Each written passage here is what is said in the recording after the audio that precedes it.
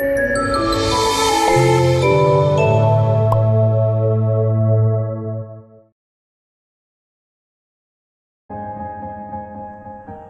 hapon, nagbabalik ang PTV Newsbreak. Kasalukuyang isinasagawa sa Maynila ang 14th ASEAN Leadership Forum kung saan tinatalakay ang mga hakbang na maaaring gawin ng ASEAN para sa patuloy na pag-unlad ng member state. Inaasahang dadalo mamaya sa nasabing forum si Pangulong Rodrigo Duterte. Live mula doon, makakasama natin si Dayan Guerrer. Dayan? Audrey, napakaganda ng mga tinatalakay sa 14th ASEAN Leadership Forum.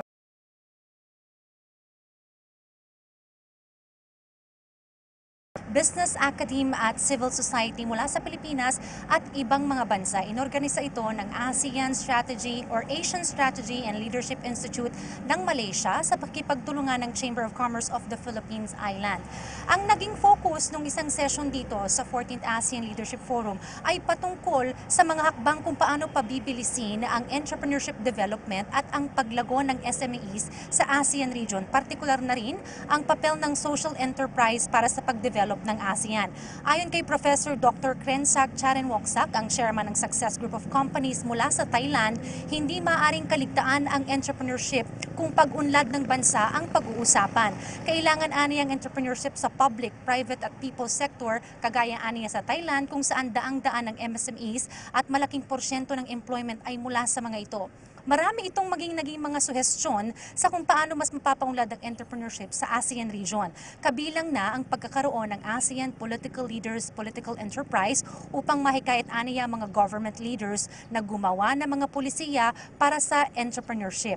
Gayon na rin ang kanyang isa sa mga suhestyon ay ang pagkakaroon ng transfer of knowledge among the ASEAN member states, ang ASEAN curriculum, ang ASEAN business incubations kung saan ma-harmonize ang mga hakbang sa pagninegosyo ng mga miyembro ng ASEAN.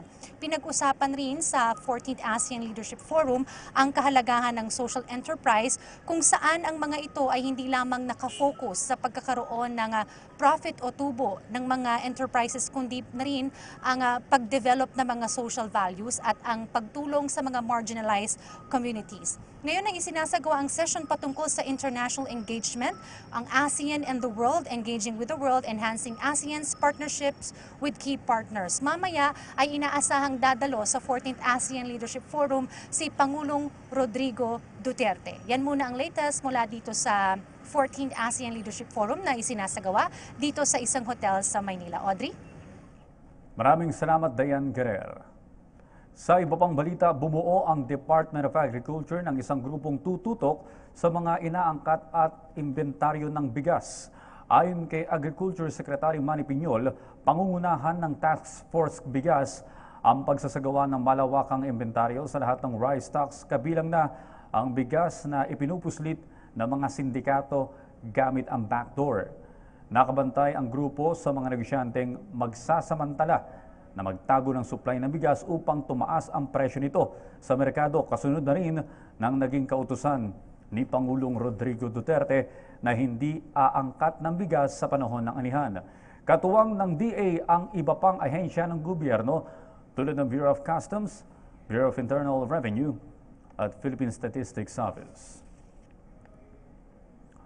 Sa kapapasok lamang po na balita, si Indonesian President Joko Widodo po ay nasa palasyo na ng Malacanang para sa official state visit nito kung saan sinalubong siya mismo ni Pangulong Rodrigo Duterte. Antabayanan po ang kabuuan ng report na yan mamayang alas 6 ng hapon.